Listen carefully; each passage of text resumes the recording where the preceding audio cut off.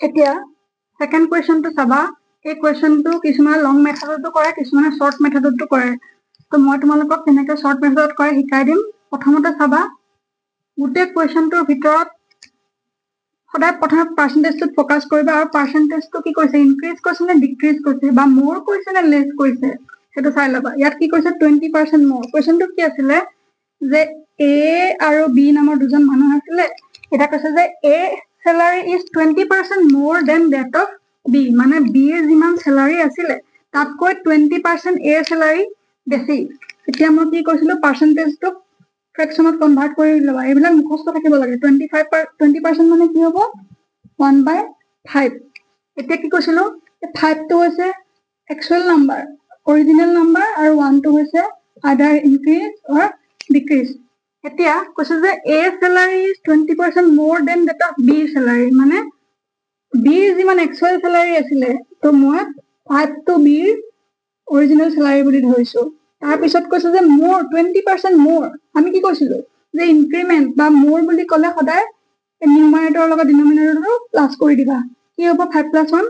6 মানে B যিমান salary B যদি salary 5 হয় 6 ৰ salary হ'ব 6 Oh, sorry, A salary hobo 6. Eta question কৈছে যে then how many percentage is B's salary less than that of A? Eta কৈছে যে B salary 8 কৈ কিমান percentage কম মই তোমালোকক অলপ আগতে দেখাই আহিছিলো কি কৰিবা প্ৰথমে লিখিবা ডিফাৰেন্স এনেকা কোৱেশ্চন থাকিলে ডিফাৰেন্স লিখিবা আৰু যেহেতু লেস বুলি কৈছে লেস বুলি ক'লে কি লিখিবা তলত মোৰ মানে ডাঙৰ নাম্বাৰটো লিখিবা আৰু ইনটু 100% কৰি দিবা কি হ'ব 6 আৰু 5 ৰ ডিফাৰেন্স কিমান হ'ব 1 1 যেহেতু 6 আৰু 1 হ'ব তাৰপিছত মোৰ বুলি ক'লে কি হ'ব ডাঙৰ নাম্বাৰটো 6 আৰু 5 ৰ ভিতৰত ডাঙৰ 6 এটা 6 হ'ব ইনটু 100 হ'ব হল এটা কি কৰিবা এটো মই ফালে দেখাইছো 100/6 এটা এক সিম্পলিফাই কৰা 100 ক 6 দি 6 in the 1 6 40 6 36 4 এটা কি হ'ব এটো ইয়াৰ জায়গাত আহিব 6 টো ইয়াত যাব 4 টো ইয়াৰ জায়গাত আহিব মানে কি হ'ব বেছৰ জায়গাত 6 আহিব 4 টো যাব ওপৰলে আৰু 16 টো আহিব ইয়াত 16 4/6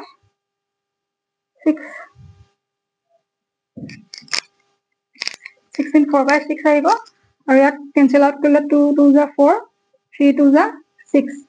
দেখে আনসাৰটো হ'ব 16 2/3% মানে B salary 8 কৈ 16 2/3% less বুজিলা কোৱেশ্চনটো আকৌ এবাৰ কৈ দিছো প্ৰথমে চাবা 20% more বুলি কৈছে 20% মানে হৈছে 1/5 1/5 যেতিয়া more বুলি কয় তেতিয়া নিউমাৰেটৰ আৰু ডিনমিনেটৰ প্লাস হৈ যাব এতিয়া কি কৈছে A আৰু B salary কি কৰিলো তে কৈছে যে A salary 20% more than B salary বুলি কৈছে গতিকে আমি B salary টোকে প্ৰথমে ধৰি ললো 5 বুলি actual আছিলে 5 আৰু যেহেতু more বুলি কৈছে দুটা প্লাস হ'ব 6 হ'ব এটা মোক সুধিছে যে ডিফাৰেন্স উলিয়াব লাগে যে what percentage salary less than that of A প্ৰথমে ডিফাৰেন্স উলিয়ালো যেতিয়া লেস থাকিব তেতিয়াহলে ডাঙৰ নাম্বাৰটো হ'ব more 6 আৰু 5 ৰ ভিতৰত ডাঙৰ হৈছে 6 6 into 100 ইয়াক সিম্পলিফাই কৰিলো এটো হৈছে আনসাৰ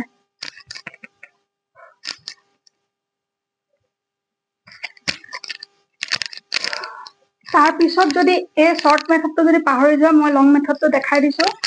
প্ৰথমে লিখিবা A আৰু B লাইক কৈছে যে A salary is 20% more than that of B গতিকে B ৰ একো মেনশন নাই আমি 100 বুলি ধৰি লওঁ যে B salary আছিলে 100 আৰু A 20% B more than B মানে 100 ৰ লগত 20 প্লাস কৰিলে হ'ব 120 এতিয়া আমি ইয়াক যদি সিম্পলিফাই কৰো তেন কি হ'ব 2 6 যা 12 2 5 যা 10 6 আৰু 5 A মানে হলো 6 B মানে পালো 5 এটা কি কৈছে যে how many percentage is B salary less than that of A এটা কি হ'ব কি কৈছিলো সেই ফৰ্মুলাটো ডিফাৰেন্স আহিব আৰু যদি লেস থাকে তলত আহিব মোৰ ডাঙৰ নাম্বাৰটো ইনটু 100 কি হ'ব 6 আৰু 5 ৰ ডিফাৰেন্স কিমান হ'ব 1 তাৰ পিছত কি হ'ব মোৰ 6 আৰু 5 ৰ ভিতৰত ডাঙৰ নাম্বাৰ 6 into 100 ইয়াক simplify কৰিবা কি ওলাব answer 16 2/3% less এটো হ'ব answer তোমালোকে যোনটোৱে ইজি পোৱা সেইটোৱে কৰিবা মই দেখাই দিলো তোমালোকক